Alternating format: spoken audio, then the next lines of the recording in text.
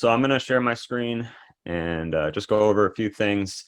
One of the things that you did mention, Bo, it was about a CRM, and it might be a very similar CRM to what I use.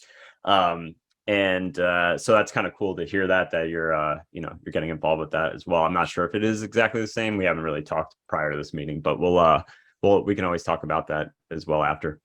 Can you guys see my screen right now? Yep. Cool. Yep. So I just put together like a small presentation. This isn't going to be super long. I just want to make this short, sweet, and to the point of, basically what I'm doing. I'm mainly messaging people on social media. Obviously, if you're going to talk to people in person, the conversations could be slightly longer than what I'm going to talk about. But what we'll cover here is the frameworks of the conversation, some common objections, nothing too crazy. I'm sure you guys have been on some other trainings as well of some other objections that come up. Why I use a virtual assistant personally, and I'll explain a little bit about that too. I'm in New York, kind of similar to, I think it was Nicholas. We're not in New York yet, Powur. So I had to get a little creative as far as how I do my prospecting for this business, right? I already had a virtual assistant prior to coming to this company, and I don't think Bo knows this really, but I used to run Facebook ads for realtors. That was my main business before even becoming an agent, and it was one of the reasons I actually got licensed. And I just had a big network of real estate agents on my social media. And when Powur came across my path, and I saw this ambassador program, I really felt like that was a good mix between being able to talk to people about this, right? I really just leveraged the ambassador program, guys, like for the most part. But let's talk about the actual frameworks of the conversation. So when messaging realtors on social media, there's just a few tips that I want to share from my experience of doing this. Going straight into a pitch is not very effective. It can work, but you're just going to come off as very salesy when you're talking to people. You can also drag out the conversation. It's still better than pitching right away, but it also can be a waste of time for them and yourself. So what I suggest doing is starting the conversation with something that applies to them, like how's your business going? How's the market by you? Have a bit of a back and forth. If they ask about you and your business, definitely answer what they're actually asking you. Don't just go into ignore what they're saying.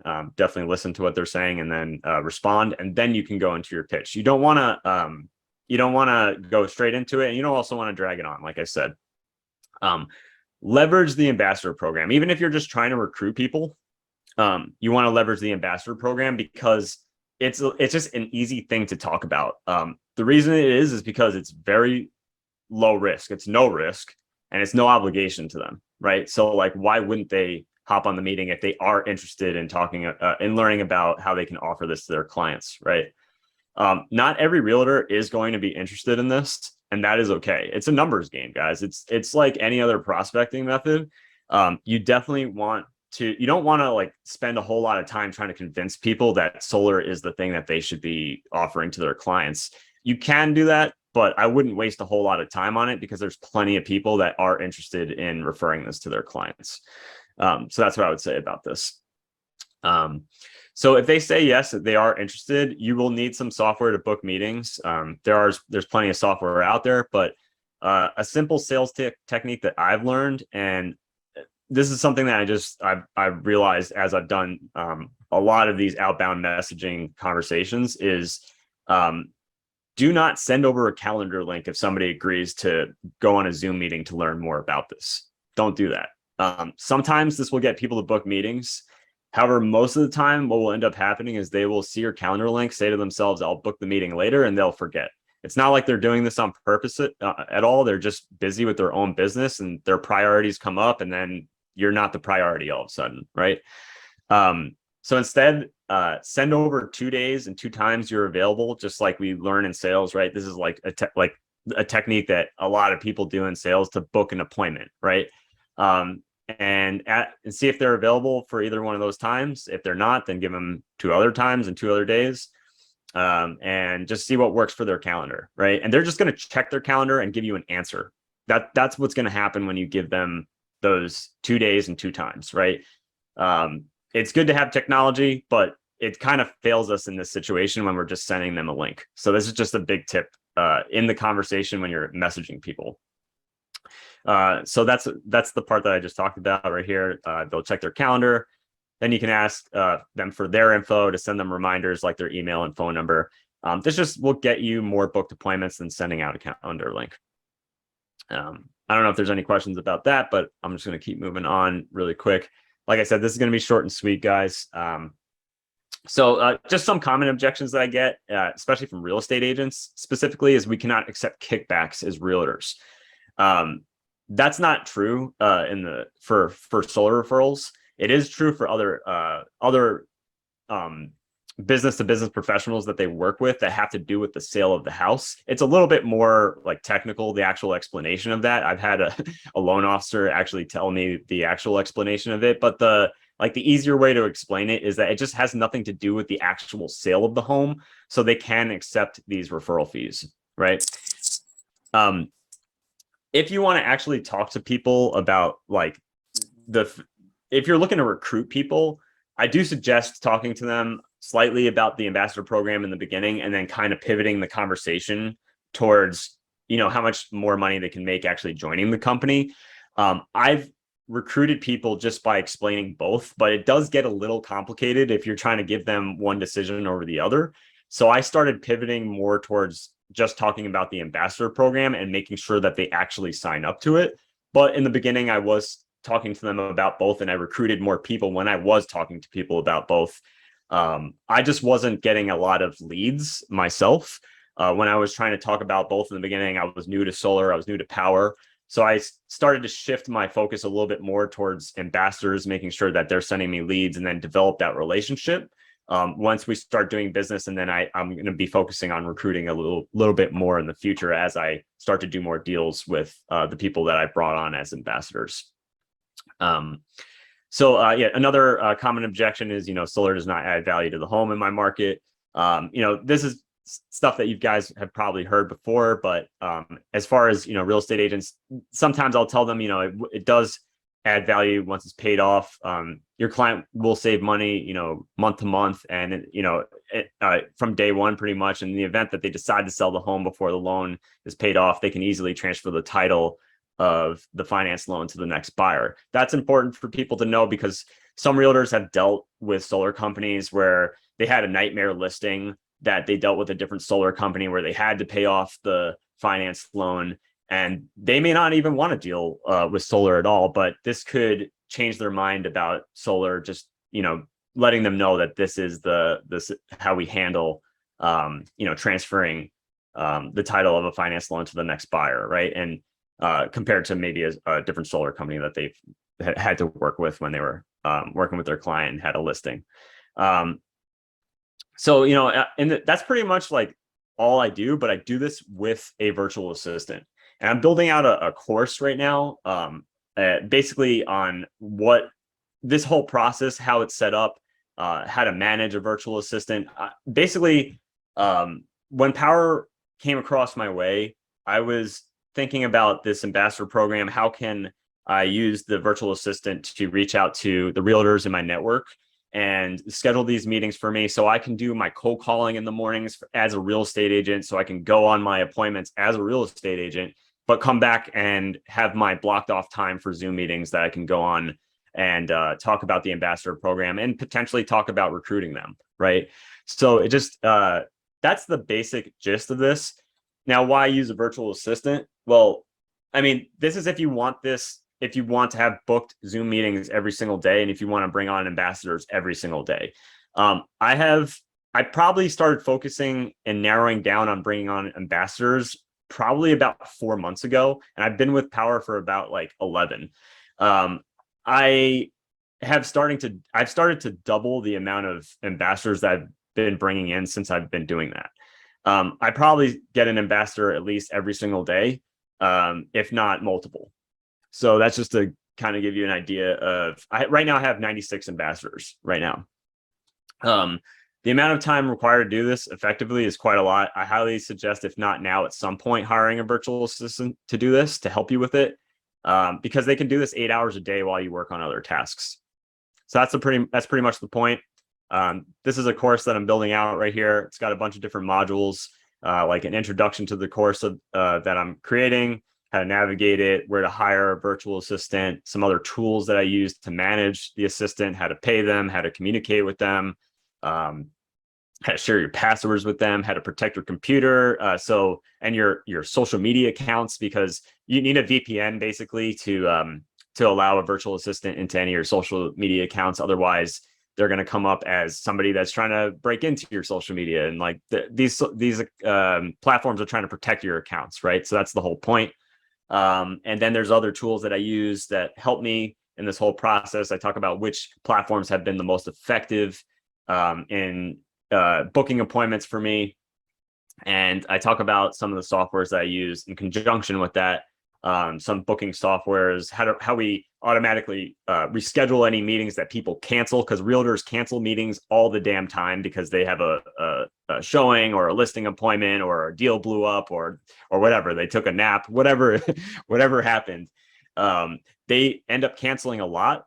And I have a process where I just go into a CRM, I click cancel, it sends them messages automatically to try to rebook the meeting. And also the virtual assistant will go into a specific section of that CRM if people haven't rescheduled the meetings, and will manually reach out to them to try to rebook them. So we recover a lot of the canceled meetings, and we get them back into a scheduled appointment. And then we actually get them on an appointment. I've brought in several of those people in as ambassadors since I've implemented some of these processes, and I'm always fine tuning this whole process. I'm trying to make it better, trying to make it more efficient. And, I've really built something here, because, if you take a look at my calendar, all these gray meetings are meetings that are mainly meetings with realtors, right? So if you go through this, some weeks I don't have a lot. That was actually next week, so we don't have a lot for next week yet. But this is just to like give you an idea. Like, it's not, some of these meetings get canceled and they get removed from the calendar, so it's not always the same going into the week, because it'll change around. But this is just to give you an idea. Like, it's anywhere from like 5 to like 15 appointments a week with a virtual assistant. That's pretty much all. Oh, you got muted. Awesome. Do we have anyone have any questions? Let's open up for Q&A. Yeah, the one question I have is, the majority of realtors that I've ever spoken to, first of all, have an ingrained idea that solar doesn't add any value. Secondly, and more to the point, 99% of the realtors I've met don't want to get involved with solar because it's going to complicate the transaction process. So I messaged and I said, how do you counter the objection of realtors believing that solar will affect the ease of the transaction and potentially impact their commission? Gotcha. Yeah. Well, like I said, I don't really try to handle like a ton of objections like that. You can if you'd like. What I would say in this situation is, let me just pull up the chat again. Let me just make sure I have your question. So how do you counter the objection of the realtor believing that solar will affect the ease of the transaction and impact their commission? Well, you should bring up the point of that it's easy to transfer the title if they ever do decide to sell their house. It's, in the event that they decide to sell it, right? If they're helping a buyer, go solar, it's not going to affect anything, right? If anything, it's just going to add value to them, obviously, because they're just going to make an extra commission, either being the referral partner, or if they decide to join the company, obviously that's different, right? They're going to make more money with it. They're mainly thinking about the fact that maybe their client has to get a credit check to get, they might have to get approved for the loan on top of, currently buying the house. But they could always buy the house first and then go through the solar process afterwards if they're a buyer. If they're a seller, it's not, you just have to let them know, like, it's easy to transfer the title if they ever decide to sell, right? It's not that big of a deal. And, if it's going to save them money, right off the gate, it's kind of a no-brainer because even the next buyer is going to save money, right? The cost of utilities are going to rise regardless, right? So is the next buyer going to want to have the rise of utility costs, or are they going to want to save money too, right? So Yes, that's how I thank see you. it. Thank you. I understand that. My question is, do you work primarily with buyer agents or seller agents? Where are you finding your most success? On the buy side or on the sell side? It's going to come a little bit more from the buy side, because the listing agents, if they're helping, but the listing agents are also going to, if they're selling somebody's house, they're most likely going to help them buy a property too, right? So if they're going to the next property and they're considering getting solar on the next property, listing agents still have buyers, right? So I wouldn't really be super picky about which one they are, but I would say probably buyers agents are a little bit more common to recommend solar to their clients because they're going into the house. It's their new home and they're thinking about putting solar on it. Thank you, Jesse. Yeah, you're welcome. Any other questions? Yeah, I have a quick question. Yep. This is Gabe out of Texas. And to Everett's point, and not to over elaborate on that, but I just had a question. Have you ever seen, being that you're working with a lot of realtors, have you ever seen the process of selling the house and pricing in the solar? Or has it always been a simultaneous transaction either before or after the sale? More than likely after, right? Because I don't think you want to qualify for solar before the house. So I guess we can just take that out of the question. I'm sorry I even added that.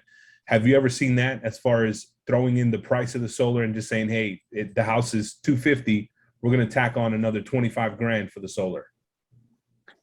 I haven't seen that. Typically, I haven't been in solar for a whole long time and I haven't done a ton of solar sales yet. So I just haven't seen that yet.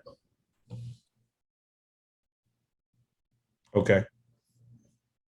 Yeah, sorry if that doesn't answer your question, but I haven't seen it yet. No, that's fine. I was just curious if you or anyone on the call has ever seen that, like working with a homeowner. Yeah, and if you want to, if you want to answer the question, Bo, if you've Sorry, seen that, ask the question one more time, Gabe. I didn't hear it. I was responding to a message someone was sending. No, you're fine. So just in short term, has anybody, Jesse? I know you already answered, but has anybody ever seen the sale of a house that already has solar, and they include the cost of the solar panels already into the price of the house? So to give you a quick example, the house costs $250, and the selling agent's like, hey, you know what? We're just going to throw the cost of $25,000 more onto the house, so we can just take care of the solar on top of that and just so that's even possible? Yeah, so that's kind of what they do, and typically that's what the appraiser will come and do, right? They'll come and give an appraisal of the house, and that's where the whole part when you're pitching solar is you're going to add a value to your house, and so that's what the solar is doing. The appraisers are going to come and they're going to say, oh, they have solar. As long as they're a green friendly appraiser, right? They're going to say, okay, they have solar in their house. You're going to have X amount more value to your house. So when they sell it, the homeowner can now sell that home for more than what it was worth prior to that solar, and they can either pay it off or keep that money, right? And just keep paying that payment. Typically, they'll pay that off, and now the new homeowner has solar already, and it's already paid off. So now they don't have energy bill payment either. Okay. Does that answer your question? Yeah, no, it definitely does. Well, can I add on to that? Yeah, absolutely.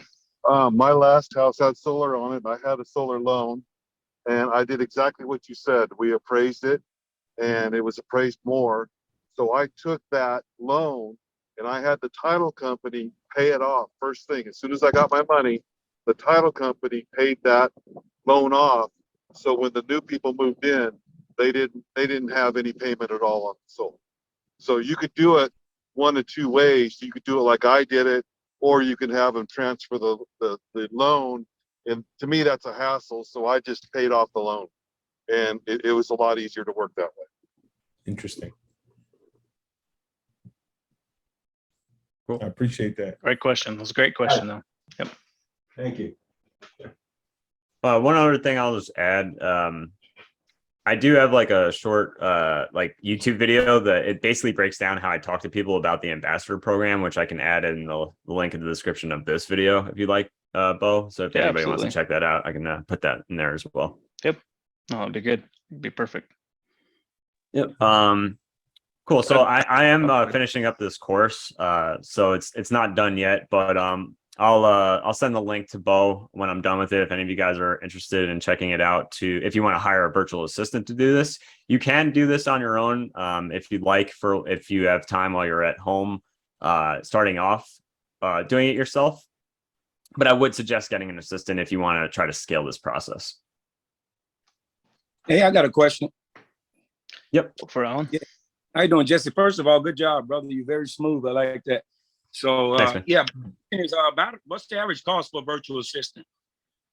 So you can pay them anywhere from like $2.50 to $4 an hour or $5 an hour. It's really not a lot of money at all. Like I spend anywhere from like $425 to $450 a month. I do give them bonuses if I've closed any deals due to the results of them booking a Zoom meeting with a referral partner, and if I've closed any deals with them, with those people, I want to incentivize them, right? I want to help them want to book as many appointments as possible, because the more deals we close, the more I'm going to pay the assistant also. So I'm giving them bonuses. I want to encourage them to do so. And that's kind of how I structure it. And yeah, that's how I do it. And they basically could be anywhere in the country, in the world, where I mainly get them from the Philippines because these people are really hardworking people. You could get assistants in other areas, like the Dominican Republic. They're going to be a little bit more expensive. They're usually really good on the phones, though, if you want people that are actually going to call for you as well. But yeah, they're going to usually run.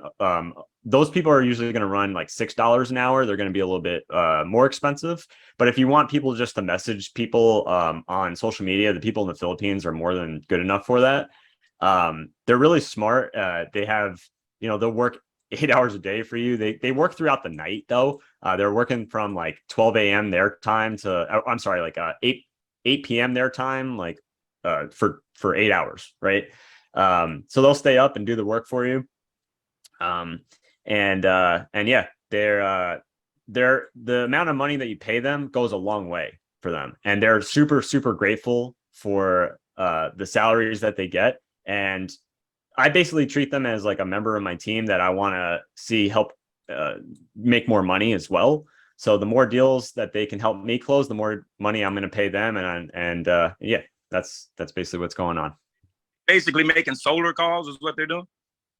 No, they're just messaging people on social media for the purpose of booking Zoom calls. But you could have one that calls if you want to find one in a different area, like the Dominican Republic, and pay them a little bit more. They could do some outbound calls. That's not something that I have really dove into yet. But I'm a big proponent on cold calling, even for real estate. And it's the same clientele. Like I'm building a database of people here in New York, and Powur is supposed to be coming over here in New York sometime, I guess, like hopefully before 2023. But yeah, at that point, I might be trying different strategies and calling myself, and maybe even using another assistant to help me with that as well. So yeah, right now, for ambassadors, is that correct? Yeah, right now I'm mainly getting ambassadors in because correct me if I'm wrong, Bo, but you have to have at least a sale every 6 months to make money on overrides on your team, right? Correct. Yep. Either a personal sale or 3 mentor deals. Gotcha. Oh, gotcha. Yeah. So me being, in a state that Powur's not in, where I can't really recommend Powur as a solar company here yet, I focused a little bit more on ambassadors, knowing that fact, right? Because I started recruiting people before I even had a lead. And I was thinking to myself, I'm like, these people are going to start closing sales and I may not even get the overrides on it. So that was my thought process with it. I just wanted a good pipeline of sales coming in knowing that I'm going to even get the overrides on people that I do recruit to this company. Once it becomes available in my state, it's probably not going to be as much of an issue. And I already have a big list of ambassadors already. One thing I didn't mention, I'm also nurturing my ambassadors through the promotions that Powur has. Like, I'm sending out a newsletter to all these people, whether they've actually joined the ambassador program or not. If they've actually gone on a Zoom meeting with me, I have a list of people that I'll send out an email to whenever we have new promotions or something new that I've changed to the marketing material. I just want to keep people in the loop and keep it top of mind to refer their clients to me. It's brilliant. All right, bro. Great job. Thanks. Okay. Righty. All right, guys. Thank you. Thank you.